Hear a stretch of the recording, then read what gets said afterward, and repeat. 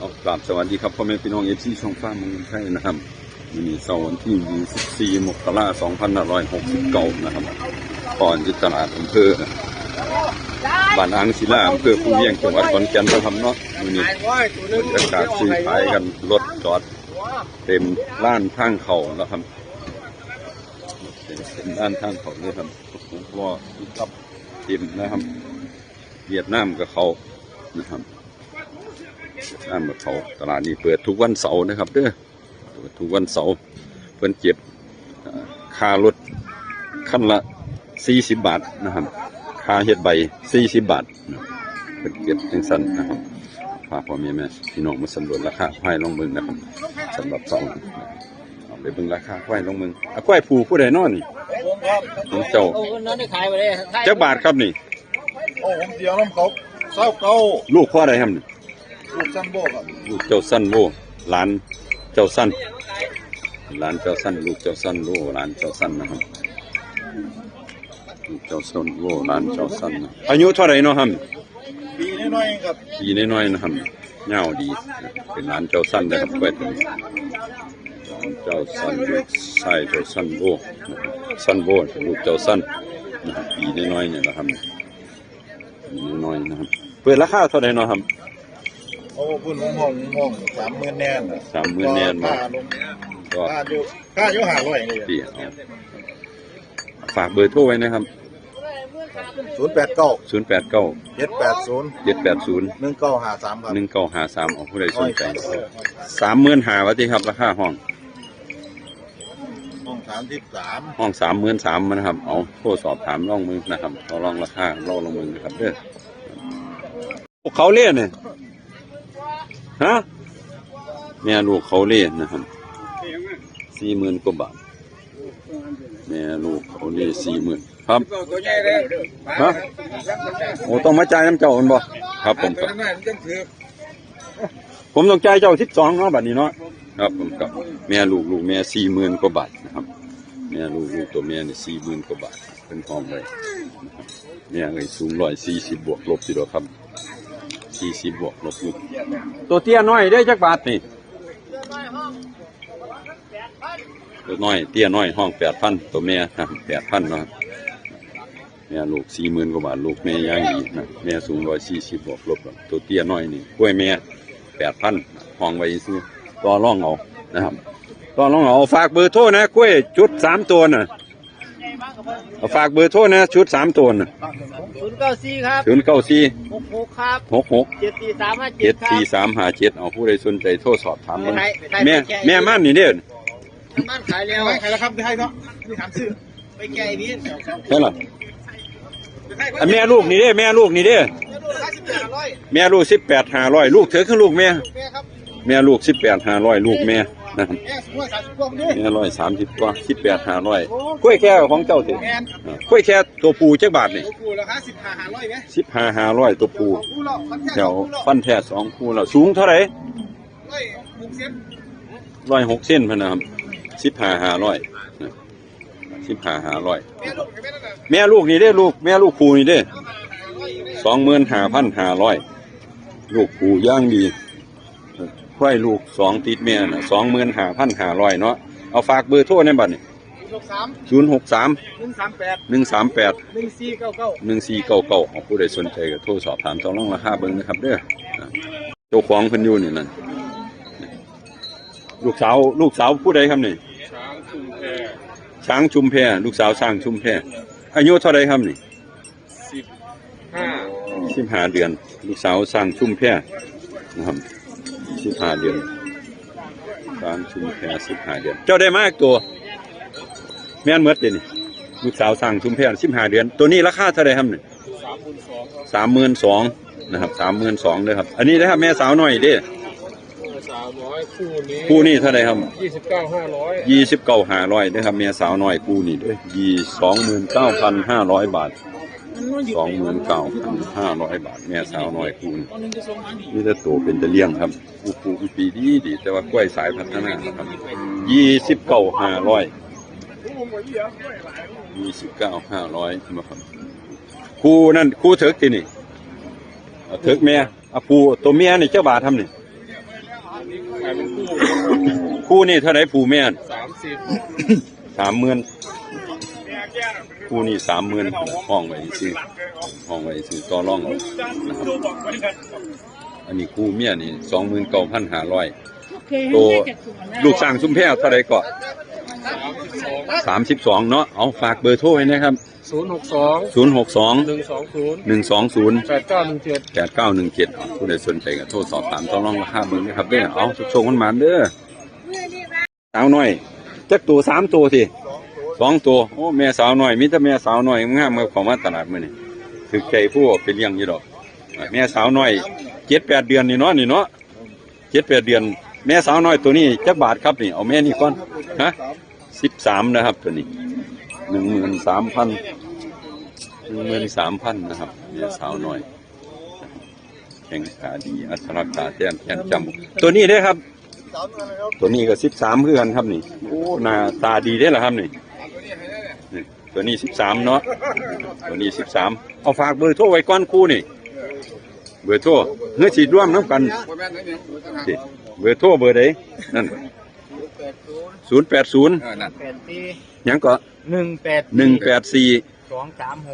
2362เอาผู้ใดสนใจต่อรองราคาเบิ่งตัวละ13มันบ่ครับตัวละ 13,000 เอาตัวนี้ได้บาทนี่เท่าใดนี่ 7,500ครับ เท่าใดกว่า 7,500 เอาบ่มีหมื่นตัวนี่ บ่มีแล้ว ห่วย นี่แหละ 7,500พันนะครับตัวนี้ นี่แหละ คือเป็นตะฟังเถอะเนาะบาดนี่ว่าซื้อกล้วยน้อยตัวบาด 3 ปีแล้วครับแม่นบ่ครับ3 ปีกว่าแล้วขนาดเราอ่ะ3 ปีกว่าแล้ว7,500ราคาพอฟังหมดแม่นนี่เลยจิ้มเป็นต้นหรอสิเป็นสัตว์แล้ว7,500เอาฝากเบอร์โทรให้ครับ090 441 6264เอาผู้ใดสนใจจะโทรสอบถามเบิ่งนะแม่น้อยๆตัวละ13ตัวนี้7,500พันนะครับเล่าหลงถ้าใดบ่ย่ำนั่นผมบ่ผิดปฏิว่าถ้าใดบ่หลงพันน่ะเราว่าเอาโทรสอบถามต่อรองราคาเราเบิ่งเด้อบ่หลงพันน่ะบ่หลง เอาจังสี่จังไดล่ะพ่อนี่ ฮะแม่ลูกอ่ะแม่ลูก14,000พันน่ะโอ้ลูกเธอคือลูกแม่เป็นเฮียนย่างดีเพราะงี้ท่านี่เพราะงี้ลอยท่านแล้วสิไปปวนเฮียนย่างตัวน้อยๆนี่ตัวเถิกน้อยนี่เด้นี่4,500พันน่ะน้อย4,500แม่ลูกเท่าไหร่ก่อน14ตัวนั้นเด้หั่นตัวน้อยเด้หั่นตัวน้อยเด้ถึกน้อยเด้ตัวน้อยอีกกันเด้น่ะตัวนี้เด้น่ะตัวนั้น5,000ตัวนี้10,000หั่นน่ะเอาฝากเบอร์โทรเพิ่นแน่ค่าเพิ่นนั่นค่าหลุดจากสเปรย์เพิ่นนะ087 637 0319ผู้ใดสนใจก็โทรสอบถามต่อรองราคาเบิ่งเด้อครับนี่เพิ่นน้อยๆเป็นเฮียนเอาไปปลูกเอานะครับ คู่ผู้แม่สิครับนี่ตัวแม่ทั้งคู่น่ะคู่นี่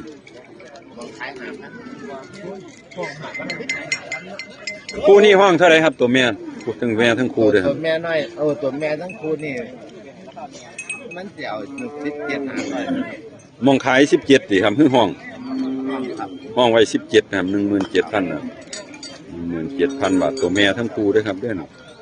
17,000 บาทตัวเมียทั้งคู่นะครับตัวเมียทั้งคู่ 17,000 บาทตัวเมียทั้งคู่นะครับเราห้องไว้ซื้อต่อรองได้นะครับต่อรองได้นะครับเอาฝากเบอร์โทรนะครับ082 แล้วก็168 168 5718 5718ครับตัวเมียทั้งคู่ 17,000ว่าที่คู่นี่ 17,500คู่นี่นะครับเด้อตัวเมียทั้งคู่นะครับมาเบิ่งตัวดอนน้อยนี่แม่ดอนน้อยนี่สูงเมตรกับ2เซนนะครับเมตร2เซนเป็นว่าลูกคนเหนียวขนาดแห่งบ่มีเอกสารดอกครับเป็นผมก็ได้มาจากเพิ่นคือกันผมห้องไว้ 13,000 บาท 13,000 บาท 3,000 บาทตัวดอนนี่นะครับ 13,000 บาท ลูกสาวคนเหนียวนะครับลูกสาวคนเหนียวนะครับพอขาสั่นดีอยู่ขาดก็น้ำเลี้ยงนะครับ 13,000 บาท 0897151744โทรมาสอบถามต่อรองราคาได้สอบถามต่อรองราคาเบิ่งคือบรรยากาศตลาดอำเภอผู้เวียงจังหวัดขอนแก่นนะครับบ้านอ่างศิลานะครับ สำหรับเสาร์วันที่24 มกราคม 2568นี้นะครับป้ายอยู่นี่ประมาณนี้แหละครับ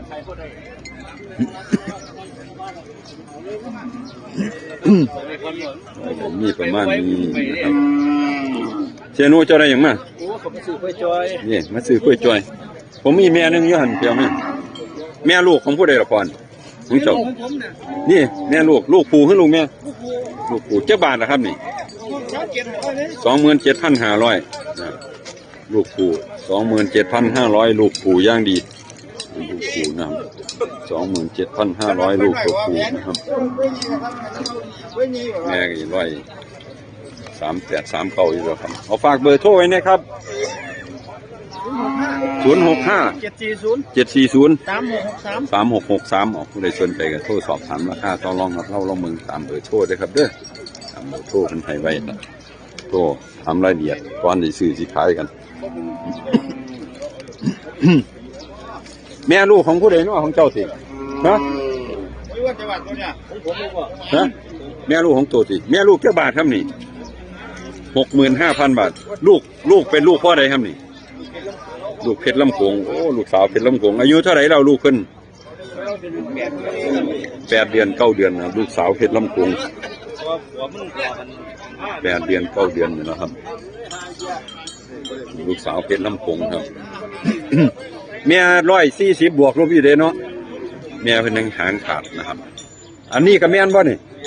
อันนี้แม่ลูกอันนี้แม่และลูกแม่คือกันนะครับแม่ลูกแม่คู่นี่จักบาททำนี่29,500แม่ลูกตัวแม่คือกัน29,500อันนี้ลูกตัวแม่29,500นะครับโคมใหญ่นี่60,000 กว่าบาทแม่ลูกตัวแม่ลูกเป็นลำโพงแต่ว่าแม่หางขาดอันนี้29,000ติ29,000นี่เอาฝากเบอร์โทรเนี่ย094ยังก็641 5078ของผู้ใดสนใจก็โทรสอบถามต่อรองราคาเบิ่ง แม่กระทับอยู่ครับ พ่อแม่ลูกทั้งสองนะแม่กระทับทั้งสองแล้วเนาะโทรสอบถามตามเบอร์โทรนะครับเด้อเอาโชว์ขึ้นมานะครับเด้อแม่ดอนลูกดอนนี่จักบาทต่ำดอนลูกดอนเปิดไป31,000 บาท 31,000 บาทแม่ดอนลูกดอน 31,000 บาทนะครับลูกตัวแม่ทับอีกไปนี่แม่ท้องไก่ออกแล้วลูกตัวแม่ย่างดี 31,000 บาทนะครับ31,000 บาทได้มากตัวผิด 31,000 บาทเอาฝากเบอร์โทรไว้เนี่ย064 187 5887ผู้ใดสนใจโทรสอบถามต่อรองแล้วให้ตลาดอ่างศิลาเพื่อผู้เลี้ยงจังหวัดขอนแก่นเนาะสำหรับเสาร์วันที่24ก็คือที่ ถ้าพ่อแม่พี่น้องมาสำรวจราคาควายก็จะมีประมาณนี้แหละครับเนาะขอบคุณพ่อแม่พี่น้องที่มารับชมรับฟังให้สำหรับวันนี้ขอกล่าวคำว่าสวัสดีครับ